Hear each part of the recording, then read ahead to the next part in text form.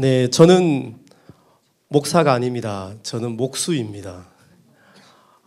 저는 침례교 신학교에서 공부를 했는데요. 양심적 안수 거부자로 아직 목수입니다. 제가 왜 이런 삶을 살고 있는지에 대한 이야기를 오늘 좀 하려고 합니다.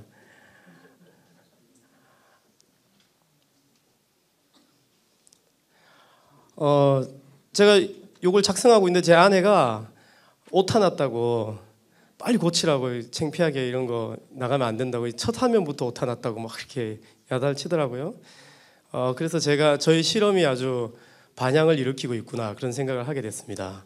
저는 제 삶이 지금 실험을 하고 있는 과정이라고 생각하고 또 계속 달려가고 있다고 믿습니다. 제가 어떤 실험을 하게 되었냐면요, 제가 신학교를 다닐 때 하나님께서 특별히 저를 부르셨던 것 같아요.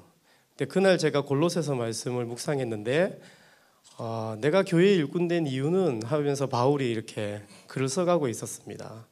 각 사람을 그리스도 안에서 온전케 하려고 내가 교회의 일꾼이 됐다. 제가 그 각 사람에 팍 꽂혔어요. 그러면서 이게 성장 일변도의 교회들 사이에서 이 각 사람이 굉장히 마음에 와닿더라고요. 그래서 이게 한 사람을 의미하는 것이 아닌가, 한 사람이라도 온전히 세워서 바르게 만들어가는 것이 바울이 꿈꾸었던 세상이 아닌가, 그런 생각이 들었습니다. 그래서 그날 너무 제가 은혜를 받았고, 그래서 제가 평생토록 한 사람을 위해서 산다고 하더라도 주님의 종이 되겠습니다 라고 고백을 했어요. 그리고 나중에 은혜를 많이 받고 영어 성경을 봤더니 그게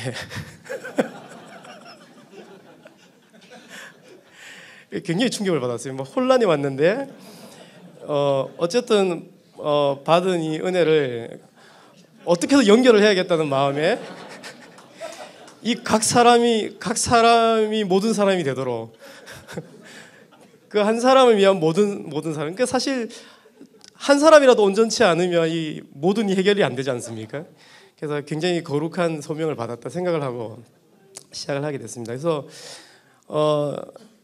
그때부터 저희 고민은 이 성숙과 성장에 대한 이야기였어요. 많은 이야기가 이제 성장에 대한 이야기였는데 저는 어떻게든 성숙해야겠다는 생각을 하고 이렇게 목회해야지라는 생각을 하면서 이제 살았습니다. 그래서 이 이야기를 제 아내와 나눴거든요. 근데 아내가 성숙을 위한 교회 괜찮은 것 같다라고 했는데 여기 안에는 굉장히 무서운 이야기가 사실 숨어 있죠.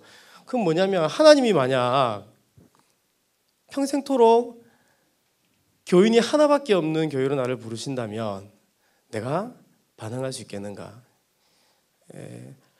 아내와 저의 믿음이 이거였던 것 같아요. 저희는 아멘을 했거든요. 평생 한 사람을 위해서 섬기는 교회라도 저희가 마땅히 가야 되지 않을까요? 라고 우리가 고백했고, 그 말은 곧 우리가 알아서 생활비를 벌어야 된다는 것을 의미했던 것 같아요. 그래서 바로 자비량에 대한 생각을 하게 됐고요. 커피 배웠습니다. 아까 말씀하셨던 것처럼 좋아 보여가지고 커피 배웠고요. 나중에 제가 이제 캠퍼스 사역을 마치고 나면 먹고 사는 문제는 내가 알아서 해결해야 된다, 이런 생각을 그때부터 했습니다. 그 이후부터 이제 그 하나님께서 우리를 부르시는 곳에 대해서 제가 한 3가지 정도를 생각하게 됐습니다. 뭐 다르게 정리하시는 분이 많이 있겠지만 저는 한 세 곳 정도로 하나님 저를 부르신다고 생각했거든요. 대체로 교회, 가정, 일터 이렇게 정리가 되죠, 그죠? 그래서 이 3곳에서 제가 어떻게 하나님의 부르심을 따라서 일할 수 있을까? 첫 번째 실험은 교회였는데요. 아까 그걸 바로 적용을 했습니다. 각 사람을 온전케 하는 교회. 그래서 아내와 그렇게 결단을 하고 둘이서 예배를 드렸는데 그날 성령이 우리의 마음을 만지셨어요. 그래서 굉장히 감동을 받았고, 일주일 뒤에 정확히 한 사람이 우리 교회를 방문했는데 저희는 이제 성장이 끝난 걸로 선포하고 앞으로 성숙만 하면 되겠다. 그래서 성숙을 위한 교회가 되기로 하고 열심히 달려왔습니다. 그랬는데 뭐 하여튼 좀 자꾸 늘어가고 있어서 부담이 많이 됩니다. 그 한 사람을 위한다는 마음이 굉장히 중요했던 것 같아요. 저희 교회 모토는 아직도 가장 연약한 사람을 배려하는 교회거든요. 그게 뭘 의미하느냐면 저희가 주일 예배를 드리고 있었는데 어떤 친구가 연락이 왔어요. 제가 교회를 못 나가게 됐대요. 부모님이 교회를 못 나가게 하셔서 나갈 수 없게 됐는데 어떻게 해야 되냐. 우리 교회 오라고 얘기하려고 하니까 우리도 주일 예배잖아요. 성도들이 다 모인 자리에서 제가 그 친구가 만약 우리 교회에 오려고 한다면 주일 예배를 토요일 예배로 바꿔야 된다. 가장 연약한 존재가 바로 그 친구라고 생각했을 때 우리 교회 성도들이 다 5분 만에 토요일 예배로 바꿉시다. 그래가지고 6개월 동안 저희가 토요 예배를 드렸어요. 근데 그 친구가 나중에 6개월 이후에 아버님께서 이제 너 이제 교회 가도 된다 이렇게 얘기하셔서 저희가 주일 예배로 전향했거든요. 적응하기가 굉장히 어려웠어요.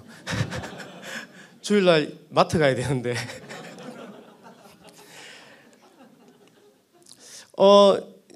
비단 시간을 바꾸는 것만의 문제가 아니죠. 저희 교회에 다니던 형제의 아버님께서 갑자기 그 뇌경색으로 쓰러지셨습니다. 교회를 안 다니시는 분인데 제가 방문해서 기도해드렸거든요.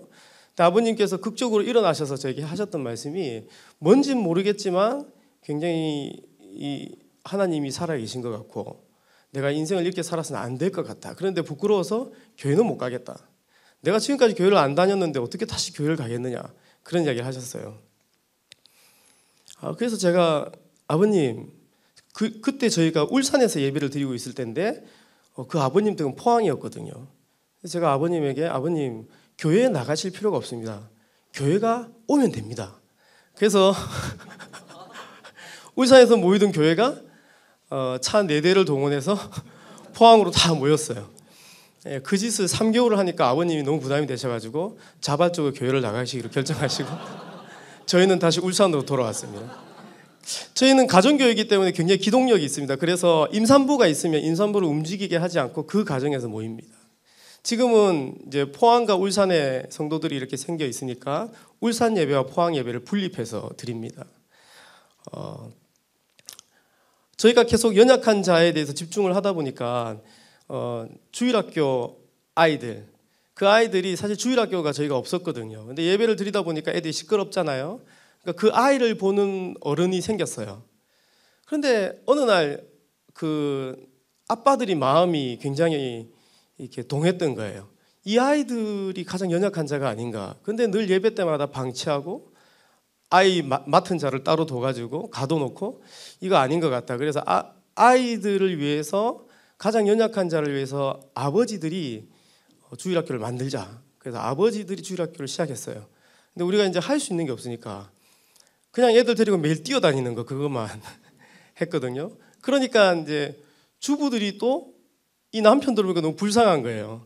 저 사람들이 일주일 내도록 일하고 돌아와가지고 또 아이들을 위해서 하루를 저렇게 하면 언제 쉬나. 그래서 번갈아 가면서 하자. 그렇게 해서 아내들이 하는 날은 주로 조금 정적인 걸 하고요. 남편들은 할 수 있는 게 없으니까 무조건 이제 산이나 강이나 가서 우리의 모토가 강이 나오면 건너고 산이 나오면 이렇게 오른다. 그렇게 해서 막 뛰어다니면 아이들이 저녁이 되면 쌍코피를 흘리면서 자요. 아내들이 굉장히 만족스러워합니다. 그렇게 어른들이 열심히 사니까 여기 있는 청년들이 저희를 굉장히 긍휼히 여겨서 명절이 되면 부부 자유의 날 이런 걸 선포해줘요.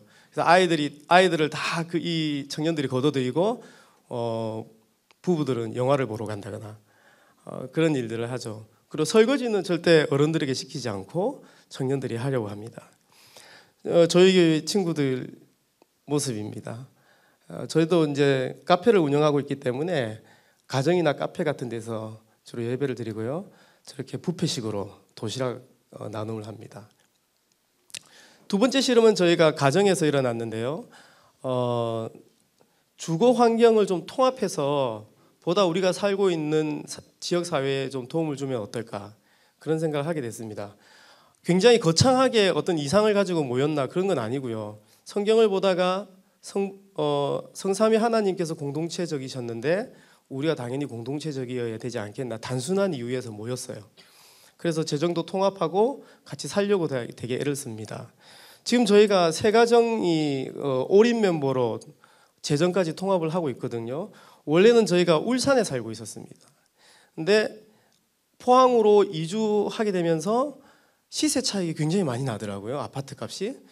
그래서 그 시세 차익을 가지고 아파트를 하나 더 샀습니다. 임대를 한 게 아니고 샀어요. 워낙 이 저렴한 곳으로 이사를 갔기 때문에. 좀 전에 아까 보셨겠지만 그 아파트가 허허벌판 위에 있거든요. 울산에 저희가 살 때 아파트 임대료가 한 8천만 원 정도 나왔다면 그 아파트 지금 임대료가 동일 평수에 2,800만 원입니다. 그러니 저희가 다 아파트를 한 채씩 임대를 하고도 또 센터를 하나 장만할 수 있는 여건이 되고 그래도 돈이 남아서 카페를 포항점을 하나 더 오픈을 했어요. 그래서 일거리를 또 창출할 수 있는, 그래서 저희는 지역 이주를 통한 번영을 이루는 작전을 쓰고 있습니다.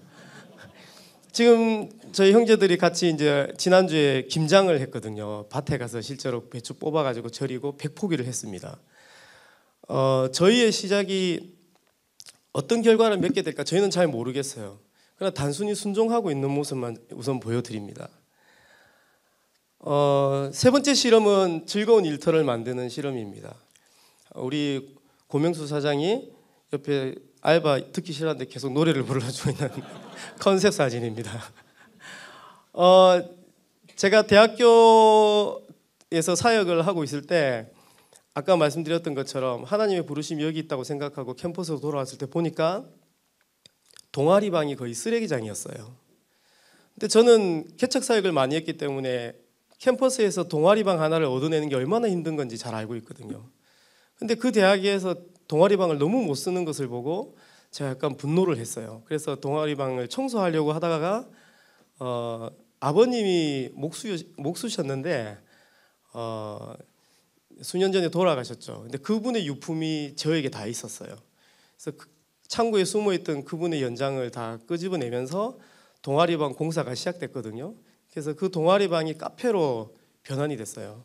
근데 그 해에 막 신입생이 몰려오는 그 타이밍이었는데 우리가 동아리방을 다른 사람들을 위해서 쓰겠다고 내놓으니까 많은 사람들이 와서 커피를 마시고 머물러 있기도 하고 그랬습니다. 한 100여 명 정도의 우리가 모르는 사람들이 거쳐갔던 것 같아요.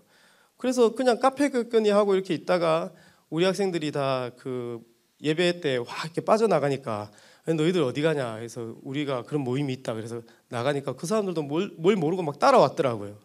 그래서 제가 경고했죠. 여기 굉장히 위험한 모임이니까 오지 마라. 근데 이 친구들은 그래도 가보겠다. 너희만 가면 좀 그렇지 않냐. 그래서 따라왔더라고요. 그래서 제가 막 거기서 설교하고 막 애들 방언하고 울고 막 이러니까 얘기들이 놀랬나 봐요. 그래서 그거 봐라 내가 오지 말라 그랬잖아. 그렇게 나오는데 이 친구들이 그렇지만 사뭇 진지한 이 그리스도인들의 모임을 보면서 또 놀라워하는 것 같아요. 그래서 제가 설교를 마치고 내려가는데 그 중에 한 명이 벌떡 일어나서 이게 간산지 강산지 뭐 헷갈리나 봐요. 간사님 연설이 좋았습니다. 막 이렇게. 그래서 그 친구들이 꾸준히 저희 모임에 어떤 모임이든지 간에 나서라 하지 않고 계속 방문하고 저희도 특별히 전도하려고 하지 않고 모임에 오는 대로 이렇게 받아만 줬어요. 근데 한 3년 정도 지나니까 군대 가서 다 영접을 하더라고요. 가장 힘든 순간에 이렇게 기도할 수 있는 분이 그분밖에 없으니까 그렇게 하면서 영접하는 것들을 보고 저희가 좀 많은 생각을 하게 됐습니다. 그러면서 제가 이제 캠퍼스에서 나오면서 그동안 캠퍼스에 있는 동아리방을 한 20개 정도 저희가 카페로 바꿨거든요.